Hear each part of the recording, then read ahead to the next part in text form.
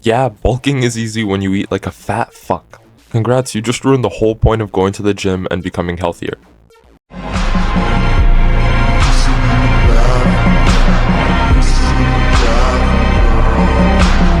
You know what? Most of these videos are jokes, so I will not be taking it seriously, but I will not take the upper lower disrespect. I will keep glazing.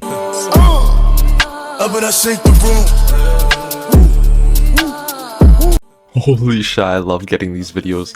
My favorite part of the day is trying to figure out what the fuck is going on. So clearly, for each stage, either from beginner all the way up to advanced, you're supposed to be doing it differently for some reason. And I think he's just making shit up, because how would this be any better than just actually doing it? Clearly, the only thing that makes sense here is the intermediate one, and that's it. We're selling our clothes, sleeping in cars, dressing it down, hitting on dudes. Hard. Got that glitter on my... This is a genuine question, so of course no hate, and the short answer is you will die if you get too much protein. You're a gym rat if you go to the gym like more than twice in a day. And if you're like, dude, if you're there for more than 4 hours, then you're a gym rat. What did I just watch? Never go slow. Burn them. Burn them. Burn them. Gotta go fast. Don't go. Burn them. Lock the elbow. Lock the elbow. Cheat. If it gets hard, lighten them up. The more reps you do, the more your arm's gonna get stronger. But you gotta bring the muscle out. This is confusing the living shit out of me. Supposedly, she was a previous Miss Olympia, but I actually couldn't care any less. This information is so outdated and actually horrible. I don't even want to break it down, but first off, you gotta get more reps or lower the weight so you can get more reps. What is that gonna do for you? And then burn it, like as if we're just chasing a pump here. Horrible advice. End of story.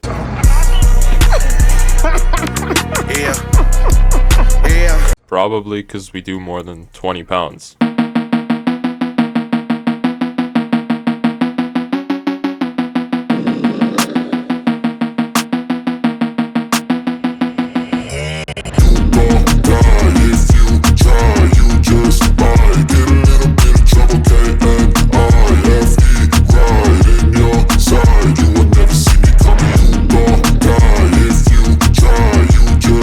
Is stupid here, and maybe I'm just wrong, but first off, he just doesn't mention all that much information, like how long do you rest, why is there so much volume, and why are you giving me a specific number of reps I can do when this could literally be too easy for me. Like, I know if I did this, I wouldn't get anywhere close to failure, and this workout would be totally pointless.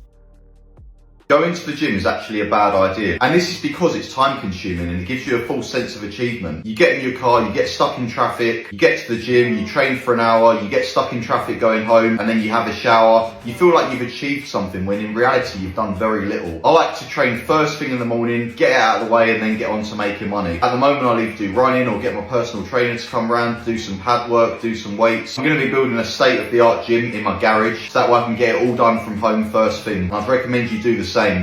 I don't even know what to think about this. I guess, yeah, sure, the gym is time consuming, but you should never call it a waste. It is a decent tip to do it in the morning, that way you have more time for all the other deep focus work you'll be doing.